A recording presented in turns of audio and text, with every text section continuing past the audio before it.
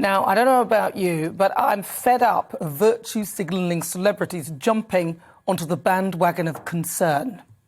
Now, I think that Sir Lewis Hamilton is an absolute hero when it comes to motorsport and being a man of colour.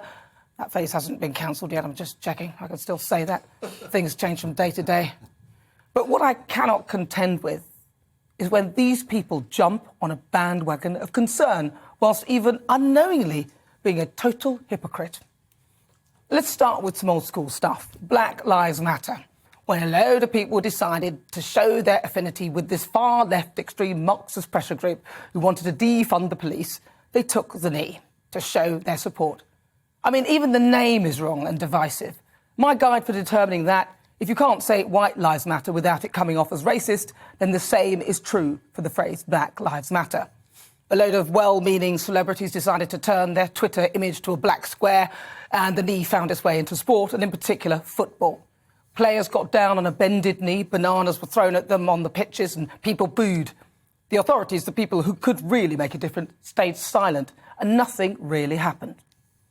Take the Qatar World Cup. Qatar is known to have one of the worst human rights abuse records in the world, but I don't hear any of the players refusing to play there. You've only got to go to Amnesty International's website, where they call it Qatar's World Cup of Shame, as they point out that the stadiums are being built by exploited migrant workers from Bangladesh, Nepal and India. The website provides a detailed list of 8 ways this exploitation is taking place.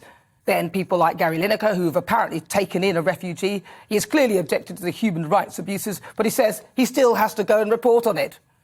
In the meantime, over 400 people have died building the stadiums, and many refugees are being subjected to forced labour. Amnesty International's website states this about Qatar's workers. They can't change jobs, they can't leave the country, and they often wait months to get paid. Meanwhile, football's governing body, FIFA, its sponsors and construction companies involved are set to make massive financial gains from the tournament. Now, Lewis Hamilton has chucked his 2 pennies worth into the ring. Today, in Saudi Arabia, he's racing for the F1 World Championship. And to show his support of LGBTQ+ rights in a country where same-sex relationships can carry a death penalty, he's going to wear a rainbow-coloured hat.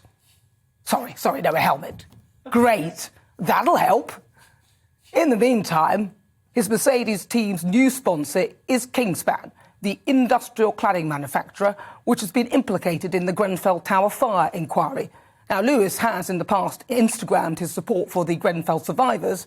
Now, whilst there is no doubt he has little control over which names Mercedes choose as sponsors, if he's going to get himself embroiled in all of this, he might want to look at the history of Petronas, his team's principal sponsor. Actions speak louder than virtue signals. If you're not part of the solution, you're part of the problem.